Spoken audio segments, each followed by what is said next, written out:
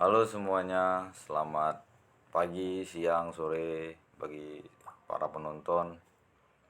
Perkenalkan, nama saya Agus Setiadi, saya mahasiswa Angkatan 22 Universitas Jambi, Fakultas Pertanian, Prodi Kehutanan. Di sini saya ingin eh, kami, saya Agus Setiadi, rekan saya Ayu Kristiani, dan Lisviana Anggraini. Kami adalah kelompok 4 dalam mata kuliah kebijakan kehutanan. Kami ingin menjelaskan tentang teori kepentingan dan peran ilmuwan dalam kebijakan kehutanan. Pemateri pertama itu ialah saya sendiri. Di sini saya akan menjelaskan teori kepentingan atau disinterest kepentingan. Merupakan suatu landasan ilmu sosial yang modern sehingga memiliki peran utama dalam menentukan kebijakan yang diambil oleh politisi. Yang artinya kepentingan adalah suatu landasan dari segala aspek apapun ilmu sosial yang tersebar di masyarakat. Dan ini juga yang jadi landasan oleh politisi-politisi. Namun, politisi pada umumnya hanya mengedepankan kepentingan sendiri.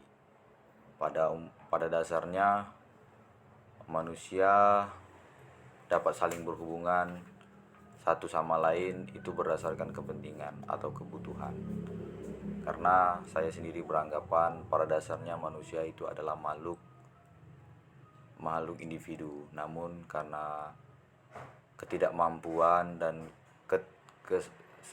saling membutuhkan, terbentuklah manusia sosial yang seperti saat ini kita lihat satu sama lain saling membutuhkan atau interest kepentingan.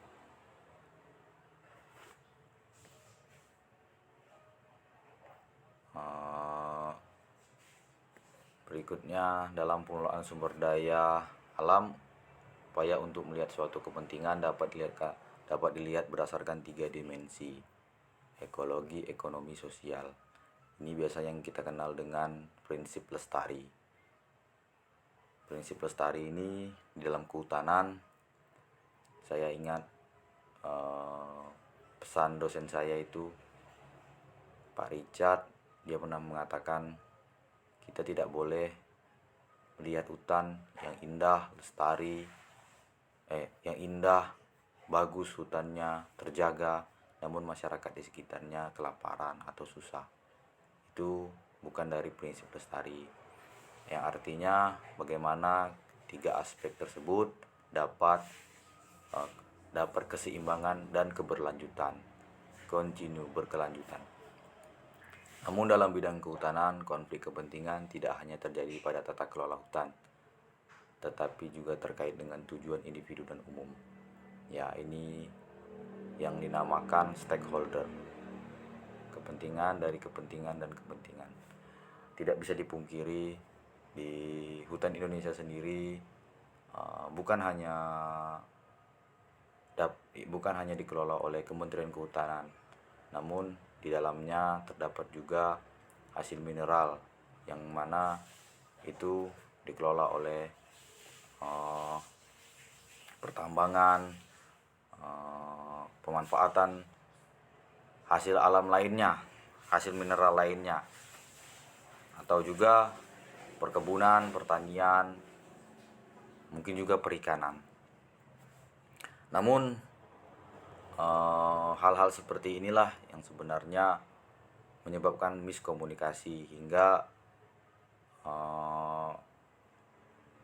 seperlunya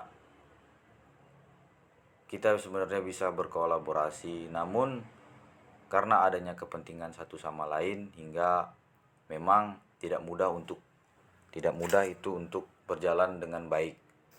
Dan seidealisnya kita berpikir tentang hutan.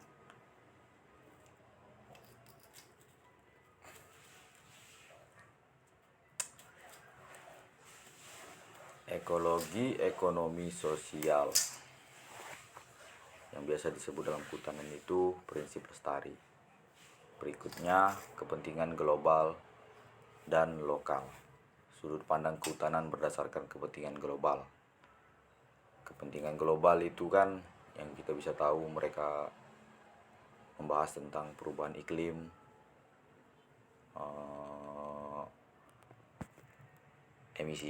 emisi karbon,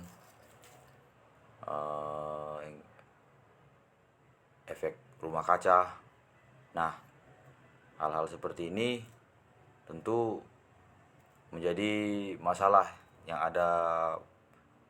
pada negara-negara yang mereka masih mempertahankan hutannya. Untuk kita sendiri, kita sebagai negara berkembang sangat bergantungan sekali dengan sumber daya alam. Kita belum bisa menciptakan lapangan kerja atau kita belum bisa menjual jasa. Kita untuk sampai saat ini masih menjual barang. Dan apa yang Indonesia lakukan, apa yang masyarakat Indonesia lakukan sekarang itu sangat bertentangan dengan aturan-aturan yang dibuat oleh masyarakat global. Dengan dalil mereka siap membayar bahasanya itu membayar atau bertanggung jawab atas karbon yang mereka keluarkan dari industri-industri atau pabrik-pabrik di negaranya untuk Indonesia atau untuk negara-negara yang masih mempertahankan hutannya tetap mempertahankan hutannya. Nah, itu biasanya yang kita kenal sekarang itu dengan carbon state gitu, atau jual beli karbon. Nah, ini juga yang saya kenal sebagai geopolitik. Nah, di dalam global ini kan ada disebutkan hutan sebagai objek. Namun di Indonesia atau kita lokal, hutan itu tidak hanya sebagai objek namun sebagai sumber kehidupan. Banyak masyarakat yang bergantung dengan hutan, banyak masyarakat yang memanfaatkan hutan, hingga ada juga bahkan masyarakat yang menganggap hutan itu tempat adat istiadat, artinya tidak hanya sebagai objek. Dan di sini juga di global ini dikatakan hutan sebagai sumber devisa. Ya benar, hutan sebagai sumber devisa, salah satu penyumbang sumber devisa. Di Indonesia sendiri hutan di Indonesia juga menyumbang devisa seperti hasil hutan bukan kayu, hasil hutan kayu atau pemanfaatan sumber daya alam dan mineral lainnya. Berikutnya, sebagai penyerap karbon.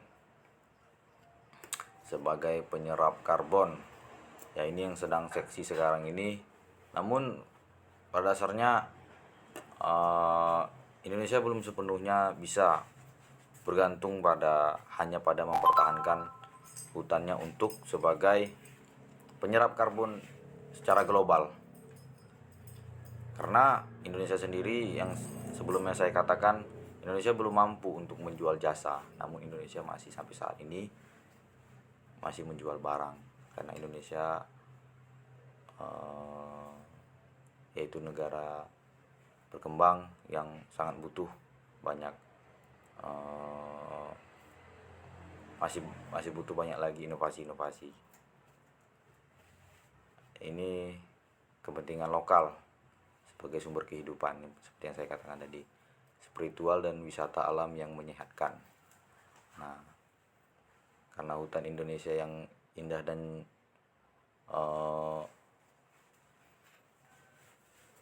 masih terbilang, hutan Indonesia ini kan unik dan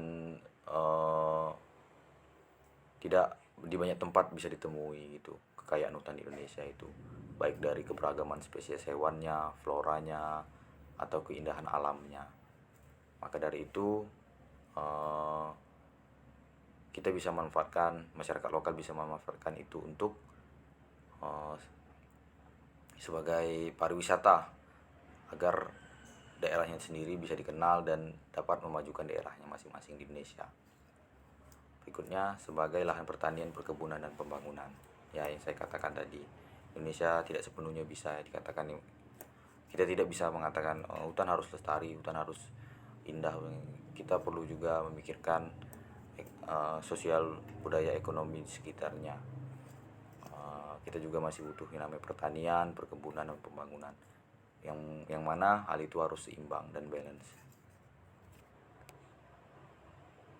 Nah, mungkin berikutnya informasi dan kepentingan dan kekuasaan akan dijelaskan oleh rekan-rekan saya selanjutnya. Saya mohon maaf bila ada salah kata. Terima kasih. Undur diri dari saya, Agus Setiadi. Dalam merumuskan sebuah kebijakan, itu harus meliputi sebuah komunikasi yang relevan.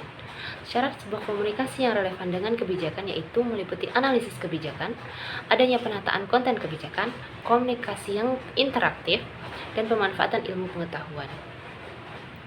Dalam konteks ini, sebuah komunikasi itu harus menjalin interaksi yang aktif antar sesama perumusan kebijakan. Kemudian, untuk analisis kebijakan itu adalah bagaimana cara mereka melihat sebuah kebijakan itu relevan dengan permasalahan-permasalahan yang ada. Kemudian pemanfaatan ilmu pengetahuan. Dalam hal ini, kebijakan harus dibuat berdasarkan ilmu pengetahuan, karena dengan adanya ilmu pengetahuan maka kebijakan itu akan sangat relevan dengan permasalahan-permasalahan yang sedang dihadapi. Selanjutnya yaitu ada tipologi aktor dalam pembuatan kebijakan.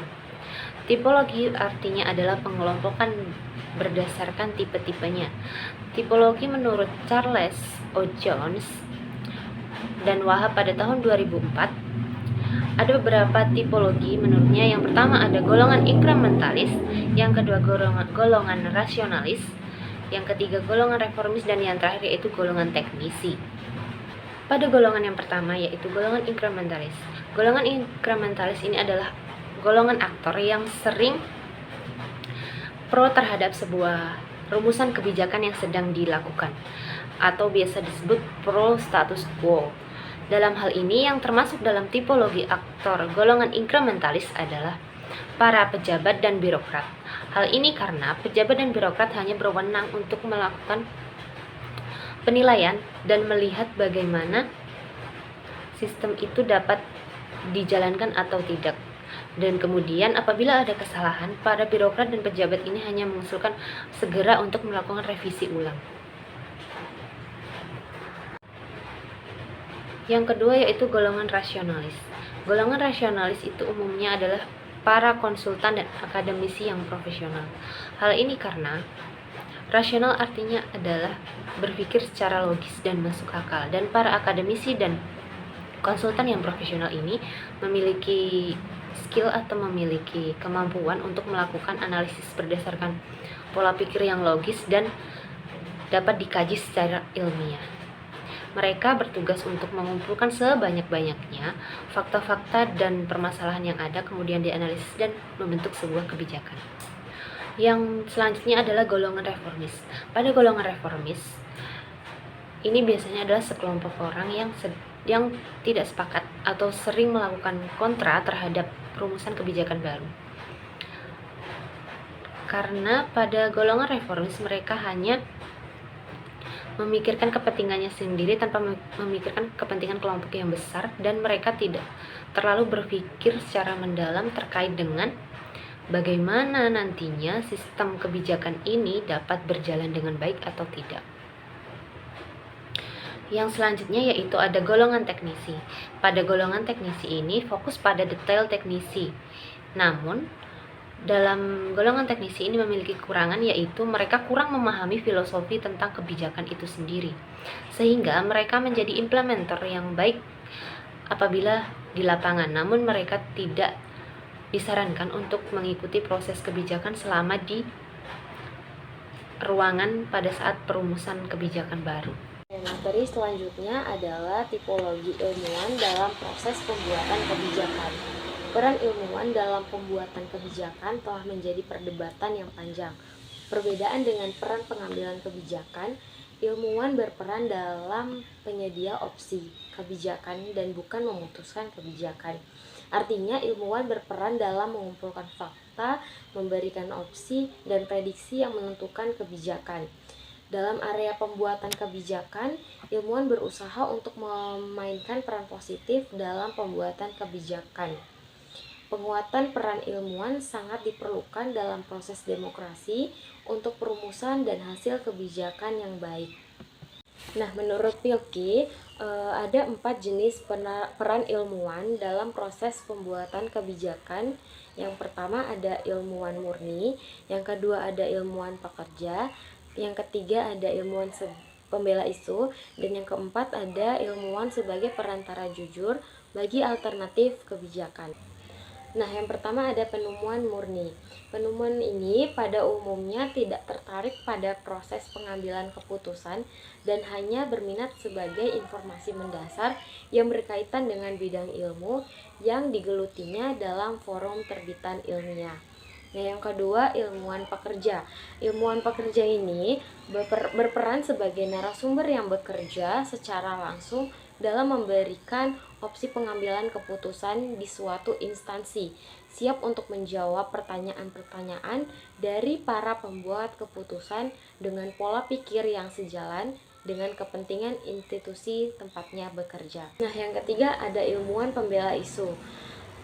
Ilmuwan pembela isu ini tipenya adalah mencoba untuk mengusung atau membela suatu isu agar para pengambil keputusan memilih kebijakan yang sesuai dengan isu yang diangkat. Kemudian yang keempat ada ilmuwan sebagai perantara jujur bagi alternatif kebijakan. Ilmuwan ini tipenya memberikan informasi dasar tentang setiap pemilihan kebijakan. Materi selanjutnya adalah dialektika pemanfaatan ilmu pengetahuan. Pemanfaatan ilmu pengetahuan adalah penggunaan ilmu pengetahuan oleh para pembuat kebijakan untuk meningkatkan kualitas proses dan hasil pengambilan keputusan. Ragam penggunaan ilmu pengetahuan dalam analisis kebijakan meliputi perbedaan komposisi, lingkup, dan dampaknya terhadap kebijakan. Sementara itu, informasi pengetahuan yang relevan dengan kebijakan didefinisikan berdasarkan kategori tertentu yang dapat dimanfaatkan oleh para analisis kebijakan dan faktor-faktor politik yang terkait dengan masalah kebijakan, prospek kebijakan. Nah, kemudian dalam analisis diskursus kebijakan, kehutanan, dan lingkungan, para pemangku kepentingan atau aktor pada umumnya dibagi menjadi 3 posisi, yaitu penyebab, korban, dan penolong.